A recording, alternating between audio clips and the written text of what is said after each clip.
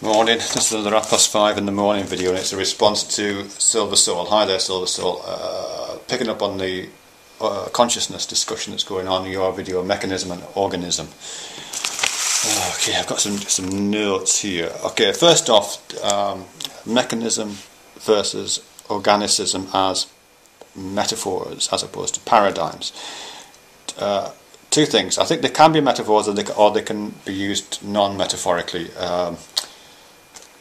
Let me just explain what I mean by that. Because you're claiming they are metaphors, and you're claiming that you assume that I am, and I would say no, I'm not. I'm using them as descriptors. But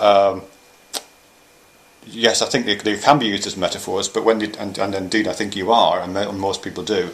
But when you're using something like mechanism as a metaphor, I think you have to refer to particular kinds of mechanisms. I mean, that's why it's often used in a kind of semi-pejorative way by people various people, because they're citing very particular kinds of mechanism, as indeed you do. I mean, you're talking about Descartes and his use of automata as metaphors for human beings, and of course, if you've got an 17th century automata, it doesn't even come close to doing what a human being can do, so you're pretty much obliged to stick a ghost inside it, as you yourself refer to, you know. And if that's the kind of mechanism that you're using as a metaphor, then yeah, it's not a good metaphor. It comes with enormous limitations, and you have to do things with it. My argument would be that, well, I've got several arguments to do with that. One of the arguments here is to do with the fact that it's not a good description of what a machine is. I really don't think it is, for reasons that I'll come on to. But I think the same thing applies to organism as metaphor. If you're using organism as metaphor, which I think you do, and Matt did in his previous video, it carries its own baggage with it, its own entailments come along with it. Just as the entailments for machine metaphors tend to hark back, as I said, to, I personally think, 19th century technology, or the example you give, 17th century technology. Just because machine metaphors tend to bring that kind of image to mind, so organicist metaphors tend to bring very particular organisms to mind. When you or Matt or other people are talking about the universe being like a giant organism, I suspect you're not thinking of slugs or AIDS viruses or jellyfish or those little bacteria that live near hot vents at the bottom of the ocean, or giraffes. It's not those kinds of organisms you're imagining. It's organisms which have a certain kind of functionality, I would imagine, a certain kind of consciousness. As I said in Matt's video, I think there's a tendency to using organism metaphors to build the answer to the problem you're trying to solve in the description. You know what I mean? By saying the universe is like a gigantic organism, it kind of comes with the metaphorical entailments that organisms of the kind I think we're trying to invoke have consciousness. Therefore, consciousness explains itself. And as I say, I cry foul on that.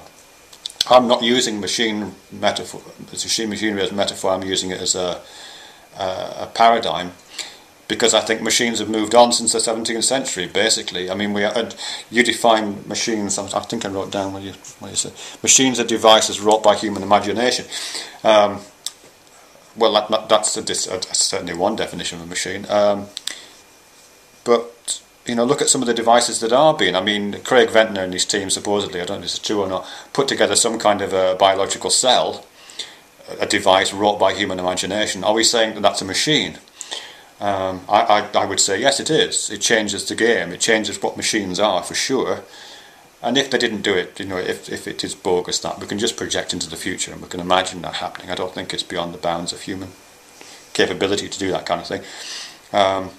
We have to update our version of what a machine is, I think, rather than that's all I want to say on that, really. Okay, what did I say there? Laws of biology. Can't remember what I was talking about that.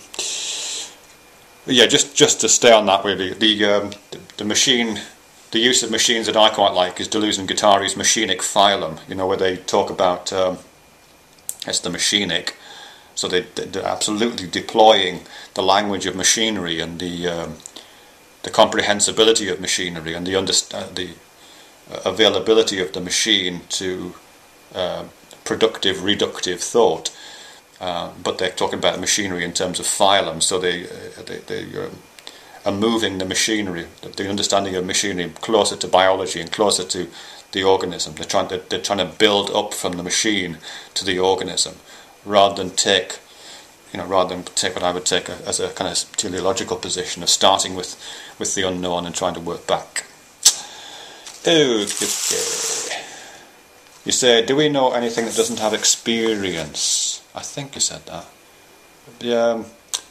Yeah, but there's no experience meters, then there's no consciousness meters you can wave in front of your cell phone or in front of this pint of milk I've got on the table here and say, oh yes, that's got 0.5% consciousness. No, you're absolutely right, there isn't anything like that. And you also say, can you prove your cell phone is not conscious? I don't think the onus is on me to prove that my cell phone is not conscious. But to that extent, I think I kind of... I can't. There is no proof there. There's no proof either. There's no proof for either part of this. Proof does not exist. But I think there is experience, and I'm just going to pick up on this term vacuous actuality, which I think you said it was a Whitehead term.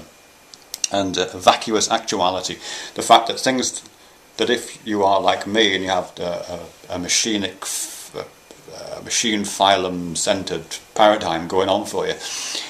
You assume that things like cell phones, pints of milk, coffee cups, cell phones, have got a vacuous actuality, that there's no inner life to this cell phone. There is no experientialism going on in this. I'm not a pan-experientialist. There is no experience in here. That would be my view. It has a vacuous actuality. It's actual, but it has no. Yeah, it has no inner life. And I think experience tells me that's correct. And I want to just refer that to Alma Farag's video on this topic. He gives this example where he was asleep and he was lying on his arm, and his arm, because of the blood supply being cut off, his arm went to sleep. And he kind of woke up and he thought it was somebody else's arm, or he was detached from it. I mean, to me, and I'm sure we've all had that experience many times, your arm goes to sleep. I mean, what's that if it's not an experience of the progressive evacuating of the actuality of your arm? You can feel consciousness draining from the arm and being reduced in the arm, I think. The arm ceases to be part of your conscious experience. Now you could say, but it's got a conscious experience of its own at that point. Well, where did that come from? Did it not have a conscious experience when there was blood flowing through it because it was my conscious? And then by stopping the blood flow, suddenly it becomes part of a different kind of conscious experience? It takes on an experiential field of its own. I don't buy that. And even if you do, imagine the fingernail on that arm. The fingernail. Has that got experience in it? I'm not experiencing my fingernail. If I cut the fingernail off and put it on the table in front of me, has it still got the experience? You can probably see where I'm going with this. I'm not experiencing that. So when we talk about vacuous actuality, my experience, my actual lived experience itself, tells me that there is non-experience in the world, because I can experience non-experience. I can experience the experience draining from my body. I can experience the progressive evacuation of experiencing from myself, from actual myself. So if we are going to be phenomenological about this, I would say that the phenomenology points closer to the existence of vacuous actuality than pan-experientialism. But you may disagree, and I'd love to hear that. That'd be great. Okay, consciousness is a highly developed form of experience, self-reflective, you say. Consciousness is a highly developed form of experience. So I guess you're kind of arguing for pan-experientialism, but consciousness is special because it's highly developed. I would agree with the second part. I would certainly agree that consciousness is a highly developed form of experience and has this self-reflexive quality, the echo chamber, the mirror of our own minds, all that kind of stuff. We can talk about ourselves and talk about the fact that we can talk about ourselves. We have this self-reflexive re-entry loop of consciousness going on for sure. I would agree with that, but I would still say that experience is still a function of certain organisms. Experience is, I don't see experience out there everywhere around. Everywhere, everything is experiential, and then there's this little mirror in a brain, possibly, which allows self-aware consciousness to happen. I don't see that. What I say is that experience, the ability to experience, is a function of certain organisms. Most animals have it, particularly experiences of things like pleasures and pains, if they've got central nervous systems. Experience is something that organisms have, and some organisms have different components of experience, and some organisms have quite the complex self-reflective components of experience that we and several other organisms have. And some, like ourselves, have language. But I think we're the only one that has language, which now is this thing to go on. So I don't see the single divide that you have between everything is experiencing, but we're the ones with the magic mirrors. I would say, no, I think experience is very limited. It's produced by organisms, and we have, along with some other organisms, have slightly additional varied components to that. Okay, so I would say that, just to clarify what I mean exactly, I'm not a pan-experientialist. I think neither experience nor consciousness exist outside of a very small slice of organic life, and with we being the example of that. You talk about subconscious. I couldn't quite jive how subconscious fitted with the pan-experientialism you're arguing for. The only way I can get to this, which I partially agree with and partially don't, is that yes, we have conscious, and then we have all these other processes going on which are non-conscious. I would completely concur with that. And some of them, but there's a gradient there. Some of these processes are very close to conscious, and some of them can easily be brought conscious, and they're constantly flickering in and out of conscious. I would imagine you're probably in agreement with that. But then there's all kinds of processes which kind of get simpler and simpler. You know, some of them are much closer to being what we would call thought, and some of them, I would say, are much closer to what might be just called biochemical regulatory functions, like a thermostat. You know what I mean? So it's not. I think even the non-conscious processes are graded right the way down to something which I think even you would agree is mechanical. Something like a thermostat, you know, it's a very simple process, but it's very, you know. But I think there are those processes going on, but they accumulate and become more complex, and then there are processes which touch on consciousness and move in and out of that. Again, that whole area, that set of processes. But I would also say that gradient goes right the way down to no experience at all. So I guess I'm picking up on what you say about consciousness being more of a spectrum than an on-off switch. Yeah, I would agree. Consciousness is a spectrum, but I don't think it's a single spectrum. As I said in my video to Matt, I think there's all kinds of components of consciousness. I think it's modular, and different things are coming in and out, and sometimes it goes wrong, and sometimes other parts elevate, and so on. So yes, it does go in and out and in that kind of way, but it is a gradient. But I would build zero into the gradient. I would say that the vast majority of the universe contains zero consciousness, zero experience. The gradient goes all the way down, the spectrum goes all the way down, and the vast majority of the stuff is at the bottom end of the spectrum, or the top end of the spectrum. I don't want to put a value judgment on non-experience. Okay, that's that. I just want to, I want to thank you first off for giving me this phrase, vacuous actuality. I've had a lot of fun with that in my head. But I'm reminded elsewhere of David Chalmers' phrase, objective unreasonableness.